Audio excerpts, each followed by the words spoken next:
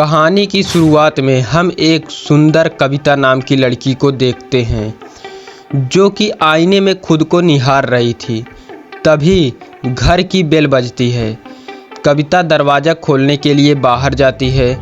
कविता ने जैसे ही दरवाज़ा खोला, किसी ने ज़ोर से उसके पेट में पैरों से धक्का मारा और वो नीचे गिर गई। कुछ लोग घर के अंदर घुस जाते हैं और कविता को चारों तरफ से घेर लेते हैं। तो आखिर कौन थे वे लोग और कविता के साथ क्या करना चाहते थे? जानने के लिए इस पूरी क्राइम स्टोरी को सुने। तो हेडफोन लगा लें और ध्यान से कहानी को सुने, क्योंकि ये वक्त हो रहा है एक अनसुनी क्राइम केस को सॉल्व करने का। इस कहानी की शुरुआत होती है केरल के एक छोटे से इलाके कासगोडा से। कविता दोपहर के समय बाजार में सब्जियां लेने गई थी। वो जिसकी दुकान से सब्जियां लेने गई थी उसका नाम प्रभा था। कविता सब्जियां लेने के बाद पूछती है, कितने रुपए हुए? तो प्रभा की बेटी बताती है, 60 रुपीज़ आंटी। कविता कहती है, अरे वाह, खुशी तो बहुत इंटेलिजेंट है। कविता खुशी की माँ से कहती है, आपकी बेटी पढ़ने में तो बहुत अच्छी है, आप इसे स्कूल क्यों नहीं भेजती? तो प्रभा कहती है, मैडम हमारे पास इतने पैसे नहीं हैं कि हम इसे पढ़ा सकें। कविता कहती है, मैं यहीं पास में रहती हूँ, मेरे पास भेज दीजिएगा, मैं इसे पढ़ा दूँगी। लेकिन वहीं पास में खड़ा एक आदमी कविता को काफ़ी देर से देख रहा था और उसे घूरे जा रहा था, जिसे देखकर कविता तुरंत अपने घर चली जाती है। घर आते ही अपने पति नीरज को सारी बातें बताती है। तो नीरज कहता है, तुम अकेली घर से बाहर क्यों गई यार? मुझे बता देती, मैं सब्जियां ला देता। नीरज और कविता ने लव मैरिज किया था और घर से भागकर यहाँ सेट हो गए थे। अगले दिन सुबह 9 बजे नीरज काम पर जा रहा था। तभी वहाँ पर उस घर का मालिक आ जाता है जिसका नाम वेणुगोपाल था। नीरज ने घर को भाड़े पर लिया था। गोपाल नीरज से कहता है, नीरज मुझे कुछ एडवांस पैसे चाहिए। तो नीरज कहता है, अरे अभी तो मैंने तुम्हें 6 महीने का एडवांस दिया था ना, तो अब किस चीज़ के पैसे चाहिए यार? तो गोपाल कहता है, अरे वो मेरे बेटे की स्कूल फीस जमा करनी है, आप मुझे पैसे दे दीजिए, बाद में एडजस्ट हो जाएगा।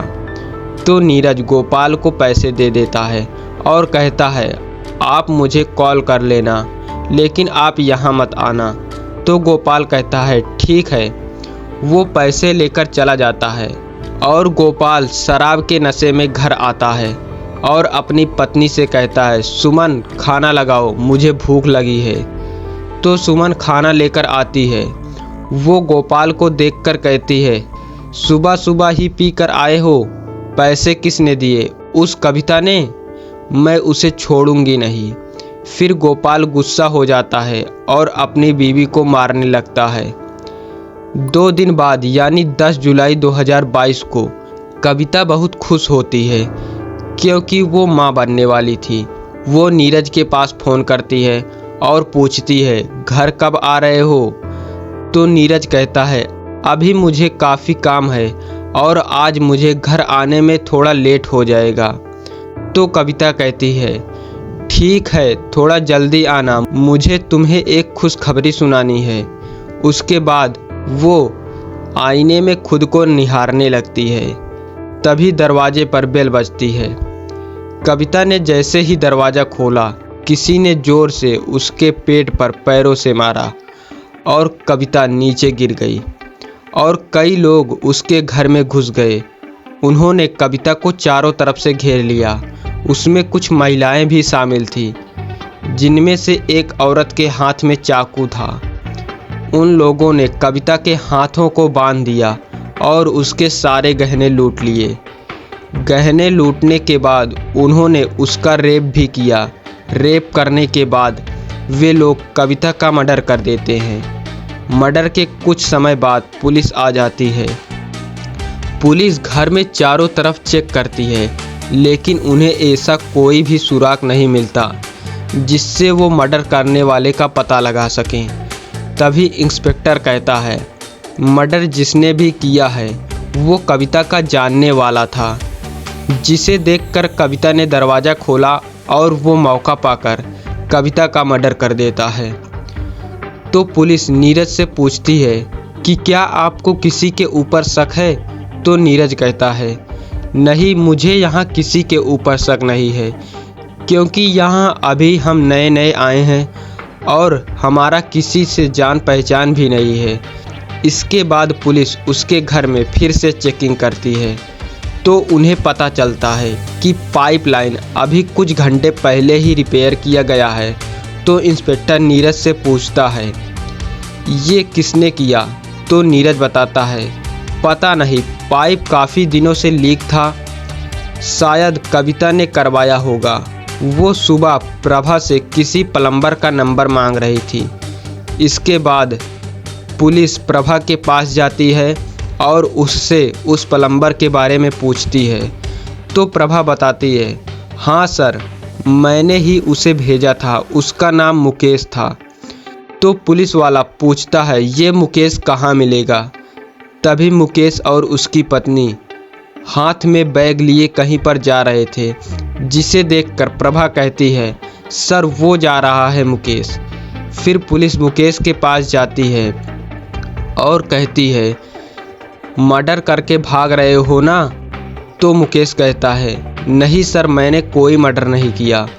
तो पुलिस कहती है, चलो पुलिस स्टेशन, तब तुम्हें बताते हैं तुमने मर्डर किया है या नहीं। इसके बाद मुकेश काफ़ी ज़्यादा डर जाता है और कहता है, सर मैं बताता हूँ आपको सारी बात। मुकेश कहता है कि जब मैं उसके घर गया था तो वहाँ एक आदमी आया था जो कि कविता से माफ़ी मांग रहा था। तो इंस्पेक्टर पूछता है, तुमने देखा उसे?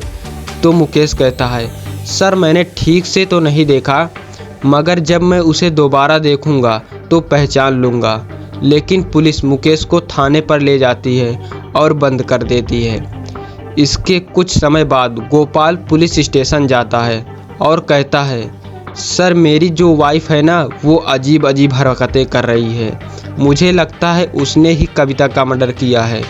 इसके बाद मुकेश ने गोपाल को देखते ही कहा, सर यही है वो आदमी जो उस दिन कविता से माफ़ी मांग रहा था।